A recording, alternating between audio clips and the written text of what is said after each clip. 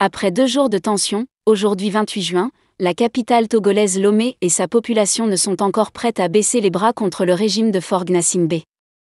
Les manifestations se poursuivent de manière très violente, et nous enregistrons des cas de mort dans certains quartiers comme Adakpamé, Bé, Bekpota et Gbadago.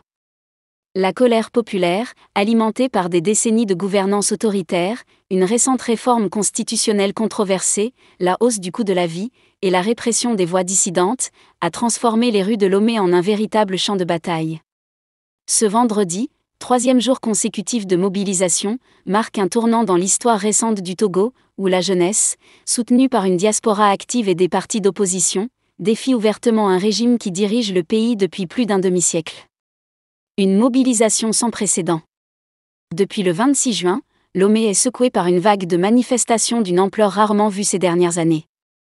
Les appels à descendre dans la rue, lancés initialement sur les réseaux sociaux par des influenceurs et des activistes, notamment des figures comme le rappeur Amron et l'artiste Zaga Bambo basés en France, ont trouvé un écho retentissant auprès d'une population épuisée par les injustices économiques et politiques. Les Togolais, en particulier les jeunes, se sont mobilisés en masse, scandant des slogans comme « Faure must go » et « Libérez le Togo ». Ces manifestations, prévues pour les 26, 27 et 28 juin, ont été marquées par une détermination farouche, malgré l'interdiction formelle des rassemblements publics par les autorités depuis 2022, suite à une attaque meurtrière au grand marché de Lomé. Le 28 juin, dès les premières heures de la matinée, les rues de la capitale se sont transformées en un théâtre de confrontation. À Adakpamé, un quartier populaire du sud-est de Lomé, des barricades de pneus enflammés et de bois ont été érigées, paralysant la circulation et défiant les forces de l'ordre. Dans les quartiers de Bé et Bekpota, des groupes de manifestants, souvent jeunes et armés de pierres, ont affronté les gendarmes et policiers déployés en nombre. À Gbadago, près de la Colombe de la Paix, des scènes de chaos ont été rapportées, avec des nuages de gaz lacrymogène enveloppant les rues et des cris de protestation résonnant dans l'air. Les commerces, craignant des pillages, sont restés fermés, plongeant la ville dans une atmosphère de siège. Une répression brutale et des pertes humaines. Les forces de l'ordre, équipées de matraques, de boucliers et de gaz lacrymogène, ont répondu avec une violence accrue. Selon des témoignages recueillis sur place, les affrontements ont dégénéré dans plusieurs quartiers, entraînant des pertes humaines. Bien que les chiffres exacts restent incertains en raison de la censure et de la répression des journalistes, des sources locales et des posts sur X font état de plusieurs morts, notamment à Adakpamé et Bé, où les heurts ont été particulièrement intenses. Des blessés graves ont également été signalés, certains transportés dans des hôpitaux débordés, tandis que d'autres, par peur de représailles, cherchent refuge dans des cliniques privées ou chez des particuliers. Amnesty International, qui suit de près la situation au Togo, avait déjà dénoncé des cas de torture lors des manifestations des 5 et 6 juin, où une 50aine de personnes avaient été arrêtées, la plupart relâchées par la suite. Ce 28 juin, les témoignages de violences policières se multiplient, avec des rapports faisant état de passages à tabac, d'arrestations arbitraires et d'usage excessif de la force. Des journalistes couvrant les événements ont été interpellés, leurs équipements confisqués ou détruits, renforçant l'opacité autour des événements. Les racines de la colère. La colère qui embrase Lomé trouve ses racines dans un mécontentement profond envers le régime de Faure Gnassingbé, au pouvoir depuis 2005 après avoir succédé à son père, Eyadema Gnassingbé, qui a dirigé le pays d'une main de fer pendant 38 ans. En 2024, une réforme constitutionnelle a transformé le Togo en un régime parlementaire, plaçant Faure Gnassingbé à la tête du Conseil des ministres, un poste sans limitation de mandat. Cette réforme, perçue par l'opposition et la société civile comme un « coup de force constitutionnel », a cristallisé les tensions, donnant au président un pouvoir quasi absolu. À cela s'ajoute une situation économique difficile. La hausse du prix de l'électricité, les coupures fréquentes et l'augmentation générale du coût de la vie ont exacerbé les frustrations d'une population déjà appauvrie. Les arrestations de figures critiques, comme le rappeur Amron, arrêté fin mai et interné dans un hôpital psychiatrique avant sa libération mi-juin, ou encore le poète Affectio, incarcéré depuis janvier pour un poème jugé subversif, ont attisé la révolte. La vidéo d'Amron, où il présentait des excuses publiques au président dans un état visiblement affaibli, a été perçue par beaucoup comme une mise en scène visant à intimider la jeunesse contestataire. Le rôle de la jeunesse et de la diaspora.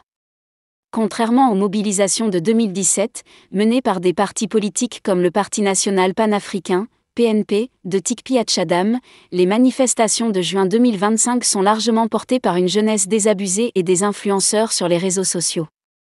Des figures comme Zaga Bambo, basé en France, ou Dani Aïda, une voix marquante de la société civile togolaise, ont galvanisé les foules en dénonçant la répression et en appelant à la désobéissance civile.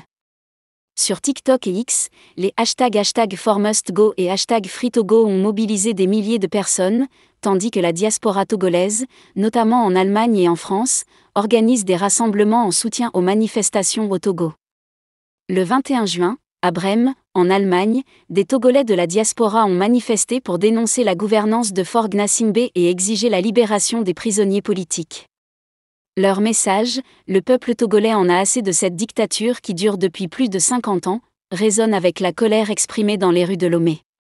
Cette solidarité internationale a donné un nouvel élan à la contestation, renforçant la détermination des manifestants sur place. Une société civile et une opposition unie. Le 24 juin, cette partie politique d'opposition, appuyée par des organisations de la société civile, ont tenu une conférence de presse à Lomé pour exprimer leur soutien à la jeunesse mobilisée.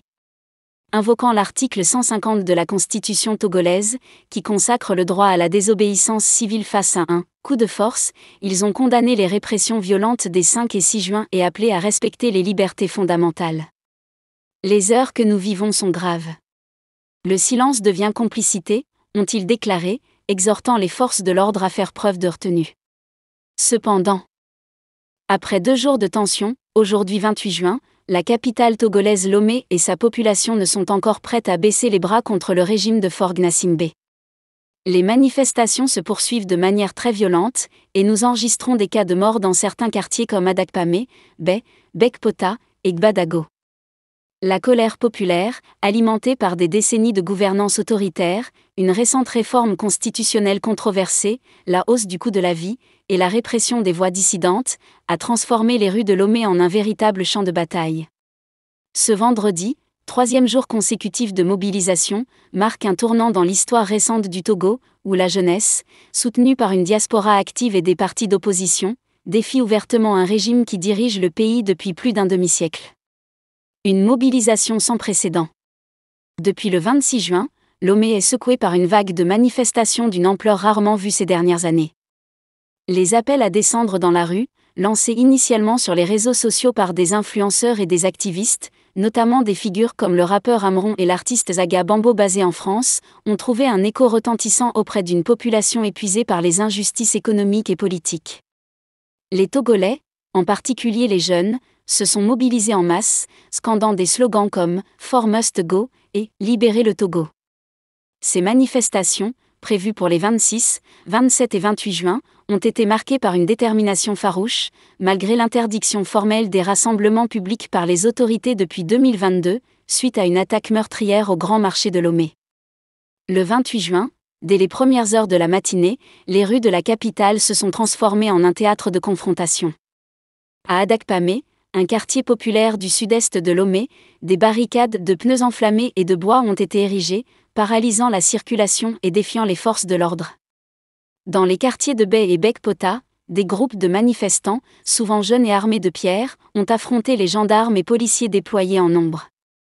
À Gbadago, près de la Colombe de la Paix, des scènes de chaos ont été rapportées, avec des nuages de gaz lacrymogène enveloppant les rues et des cris de protestation résonnant dans l'air. Les commerces, craignant des pillages, sont restés fermés, plongeant la ville dans une atmosphère de siège. Une répression brutale et des pertes humaines.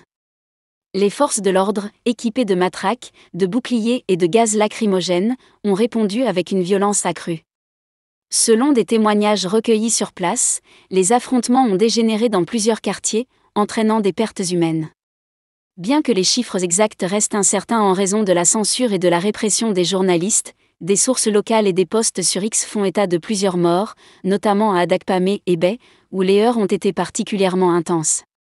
Des blessés graves ont également été signalés, certains transportés dans des hôpitaux débordés, tandis que d'autres, par peur de représailles, cherchent refuge dans des cliniques privées ou chez des particuliers. Amnesty International, qui suit de près la situation au Togo, avait déjà dénoncé des cas de torture lors des manifestations des 5 et 6 juin, où une cinquantaine de personnes avaient été arrêtées, la plupart relâchées par la suite.